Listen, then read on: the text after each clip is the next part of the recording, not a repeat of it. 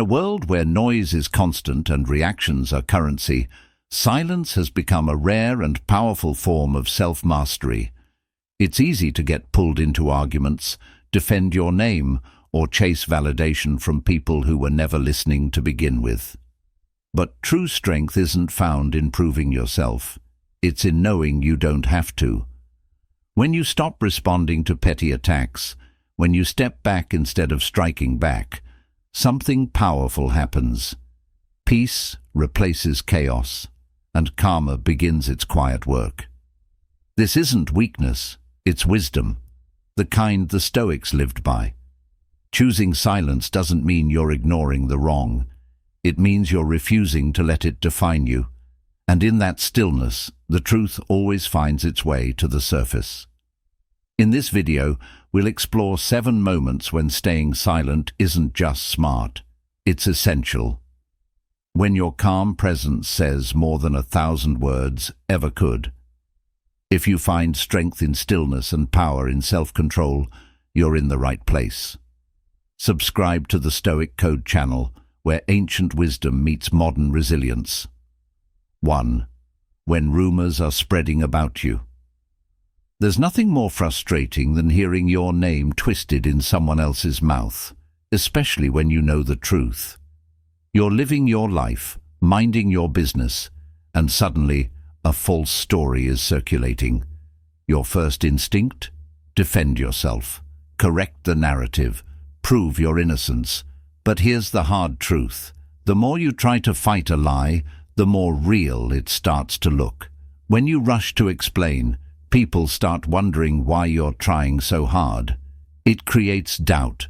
It shifts attention from the lie to your reaction. And that's exactly what the person spreading it wants. They don't care about facts. They want a performance. They want you flustered, defensive, and off balance. That's why silence is your most unexpected advantage. By refusing to engage, you starve the rumor of oxygen. Gossip needs drama to survive, and when you don't give it any, it withers. Your calm sends a message. I know who I am. I don't need to argue with shadows. And in time, the truth always reveals itself, because lies don't age well. They crumble under scrutiny. They contradict themselves, and the people who cling to them eventually expose their own patterns. This is where Stoicism shines.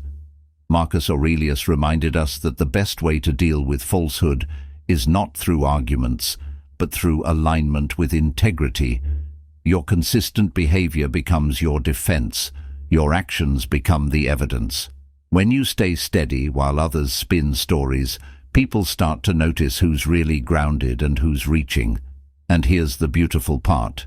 Your silence is not passive. It's a conscious decision to rise above the noise, to guard your energy, to let time, truth, and karma do their work. So the next time someone tries to smear your name, remember this. Every word you don't say is a mirror. It reflects their insecurity, not your guilt. Keep your head up, stay in alignment with your truth, and let the storm pass. Because you don't need to scream to be heard. You only need to be still long enough for the echo of lies to collapse under their own weight. Stay silent. Let karma speak. 2. When you've been betrayed by someone you trusted.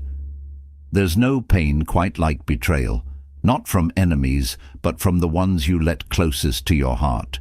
A friend, a partner, a colleague, someone you believed had your back, suddenly drives the metaphorical knife in. And just like that, your world shifts. Trust turns to confusion. Loyalty turns to disbelief. The urge to confront them is overwhelming. You want closure, clarity, maybe even an apology. You want to shake them by the shoulders and ask, why? But here's the truth that hurts even more. They've already justified their actions to themselves. They crossed the line, and in their mind, they had a reason, whether it makes sense to you or not. So what do? You stay silent. You walk away, not in defeat, but in wisdom, because the person who betrays you isn't searching for truth. They're avoiding it. They don't want a conversation. They want to escape accountability, and the more you chase answers, the more power you hand over. You give them control of your emotions, your peace, your healing. That's where Stoicism guides you back to center. Marcus Aurelius said, "The best revenge is not to be like your enemy." And that means resisting the urge to retaliate, explain, or demand remorse. Because real strength lies in refusing to stoop, in holding on to your dignity, even when you're holding back tears. When you choose silence, you send a message louder than any words. I saw what you did. I've outgrown this energy. I'm moving on without needing to make you understand. Letting go doesn't mean you're okay with what happened. It means you've decided not to carry the burden of someone else's poor character. And that choice? That's freedom. Here's what happens when you step away. The weight of their actions shifts back to them. Your silence becomes a mirror they can't avoid. They may dodge the truth now, but life has a way of circling back. Karma never rushes, but it never forgets. Meanwhile, you heal, you grow, you protect your peace and allow yourself to create space for people who deserve your loyalty. So the next time betrayal cuts deep, don't reach for revenge, reach for stillness. Step back, not down. Let silence speak what your pain doesn't have to. Betrayal is their story, but how you respond, that's yours. 3. When someone insults you to get a reaction, there's a certain kind of person who doesn't want peace, they want control. And their favorite weapon, the subtle insult, a backhanded compliment, a sarcastic jab, a joke with too sharp an edge. At first it might catch you off guard. Your heart races, your instinct screams, say something back, defend yourself, don't let them get away with it. But before you react, take a breath and realize what's really happening here. They're testing you, not your intelligence, not your character, your emotional control. Stoicism teaches us that when you react in anger, you give away your power. You allow the provocateur to become your master. Epictetus once said, "Any person capable of angering you becomes your master." That line hits hard because it's true. Your reaction is their reward. But silence? Silence is their defeat. You see, people who insult others often do it from a place of deep insecurity. They need your reaction to validate their own worth. They want your frustration because it feeds their sense of superiority. So when you stay calm, when you smile or nod and continue on as if nothing was said, you break their pattern. You deny them control. Imagine their insult falling flat. No fuel, no feedback, just awkward silence and your calm composure. That's power. And over time they'll stop trying. Not because they changed, but because they realized you won't play their game. Here's a simple technique. When insulted, pause, breathe, smile gently, and say nothing. Or if you must respond, say something neutral like, "Interesting perspective," not sarcastically, genuinely calm. You'll be shocked at how disarming it is. Because when you protect your peace, your energy, your emotional space, you become untouchable. Their words bounce off, their intentions fall apart, and your stillness becomes the loudest message of all. So next time someone tries to bait you, don't bite. Stand firm in your silence, not to suppress your voice, but to elevate your strength. Let their insults echo into emptiness. You have nothing to prove. 4. When someone plays the victim, while painting you as the villain. Few things are more infuriating than being portrayed as the problem by someone who knows exactly what they did. They twist the narrative, leave out key details, and suddenly they're the helpless victim, and you're the monster. You want to scream, "That's not what happened." You want to jump into the conversation, clarify every detail, and clear your name. But here's the problem. They're not looking for the truth. They're looking for attention. And your attempts to defend yourself, that just feeds their fire. People like this thrive on being seen as the one who was wronged. They wear victimhood like armor, and when you push back, they twist your words into more ammunition. In their version of events, your logic becomes aggression, your clarification becomes attacks, and your silence, well, that's where your power begins. Stoicism reminds us, you have power over your mind, not outside events. You cannot stop someone from lying. You cannot make them own their actions. But you can choose not to play the role they've written for you.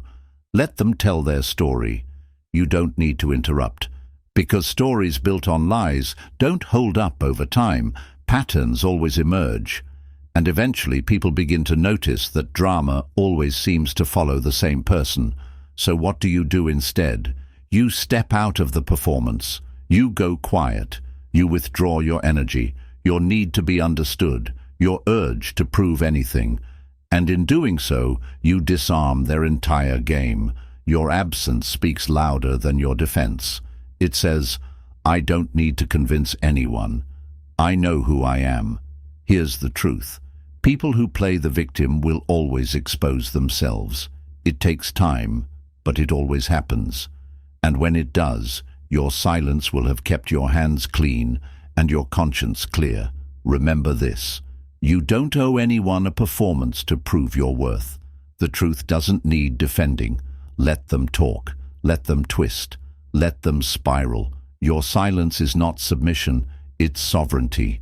5. When you're being overlooked or undervalued, you show up early. You give your best. You support others. Go the extra mile and expect, at the very least, to be seen, to be appreciated. But instead, you find yourself in the background, ignored, passed over, taken for granted. It stings because you're not asking for praise. You're asking to be acknowledged. Yet, the more you try to prove your worth, the more invisible you seem to become. It's tempting to raise your voice, to remind people of what you've done, to push harder for recognition. But here's the twist. Chasing appreciation rarely brings it closer. In fact, the more you seek validation, the easier it is for others to dismiss you. And that's where Stoicism offers a radical shift. Your value isn't determined by whether people see it. It's determined by whether you recognize it yourself. Marcus Aurelius wrote, "We love ourselves more than other people, but care more about their opinions than our own." That line exposes the trap so many fall into, placing their self-worth in someone else's hands. You have to ask, why should someone else be the judge of your value? Why should your self-respect hinge on another person's acknowledgement? Here's the Stoic solution. Step back. Not to disappear, but to realign. If your effort is being ignored, stop giving it to places that don't deserve it. Not with bitterness, not with resentment, just with quiet clarity.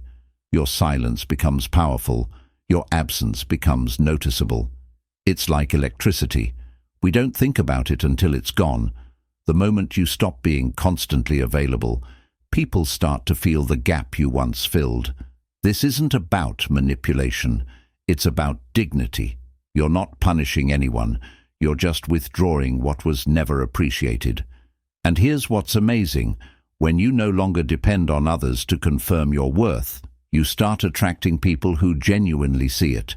Your silence clears space for better energy, for better connections, for better opportunities. So the next time you feel unseen, don't shout louder. Grow quieter, refocus, recenter. Walk away with peace, not pride, because your value was never missing. It was just being measured by the wrong people. Let your absence echo what your presence once gave for free. 6. When someone is clearly trying to provoke you, you know the type. They walk into the room with a smirk, carrying sarcasm like a loaded weapon. They say things just sharp enough to sting, but vague enough to deny. Their whole goal, to get a rise out of you, to push your buttons until you react. And once you do, they've won. But here's the truth. Not every attack deserves a counterattack. Not every jab deserves a comeback. And not every provocation deserves your peace. Why? Because when you react emotionally, they control the narrative. You hand them the power. You let them dictate your mood, your focus, your energy.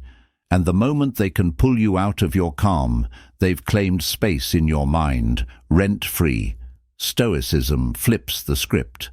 Marcus Aurelius said, "You have power over your mind, not outside events. Realize this, and you will find strength." That means even when someone throws emotional bait your way, you don't have to bite. Your silence can be your sword, your stillness your shield. Think of it this way. Provocation is a test.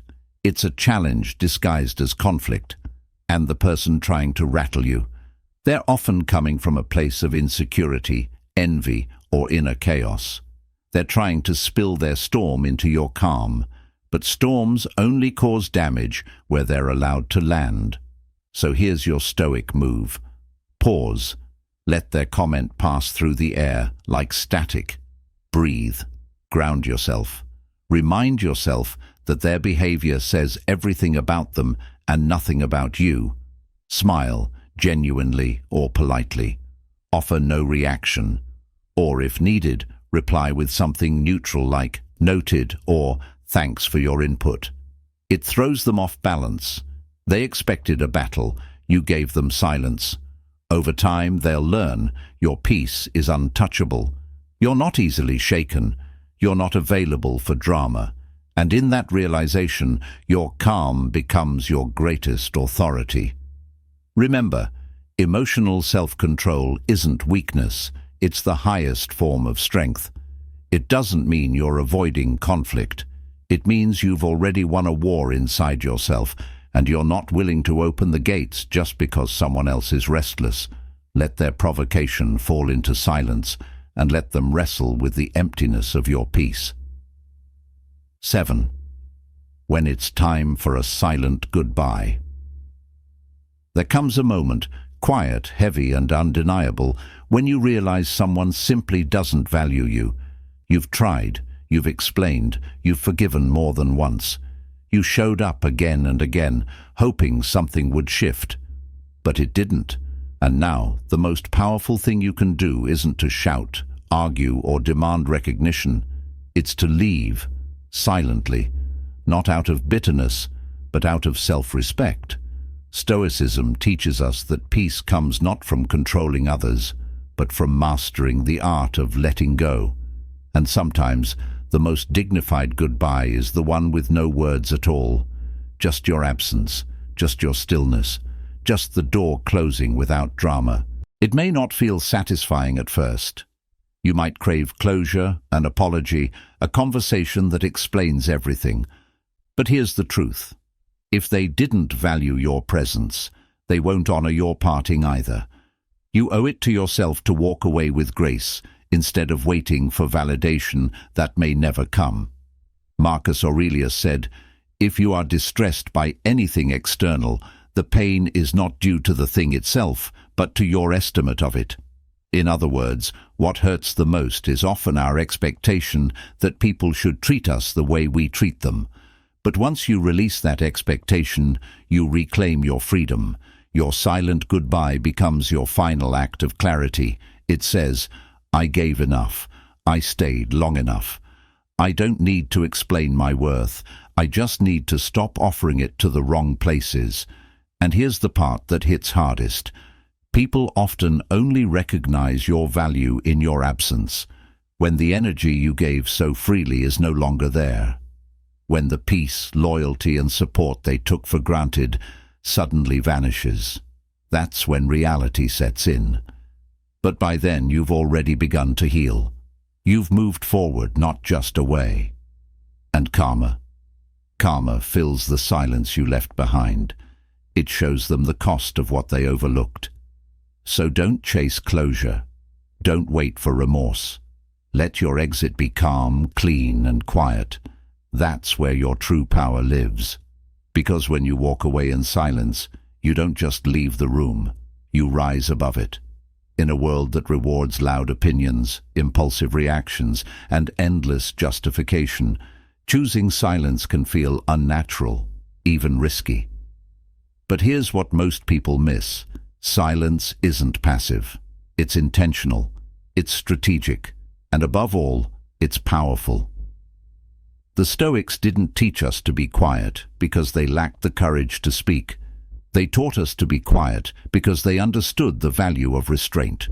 They knew that real strength isn't found in controlling others, but in refusing to let others control us. Every time you stay silent in the face of drama, betrayal, provocation, or disrespect, you reclaim your peace. You protect your energy. You send a clear message. I know who I am. I don't need to prove it. Silence doesn't mean you're ignoring the injustice. It means you're choosing not to let it disturb your inner fortress. And when you combine that silence with integrity, consistency, and emotional self-discipline, life, karma, time, truth, handles what words never could. Let people underestimate you. Let them spin their stories. Let them walk away without realizing what they lost. Because eventually, the dust always settles. And when it does, your silence will have said everything that needed to be heard. So the next time you're tempted to react, to explain, to fight for recognition, pause. Choose the higher path. Choose the calm over the chaos. Choose the power of stillness. Because your silence, rooted in self-awareness and strength, is not emptiness. It's presence. And it's often the loudest message you'll ever send. If this message spoke to your soul, subscribe to the Stoic Code channel. This is just the beginning. Here, we don't just talk philosophy, we live it.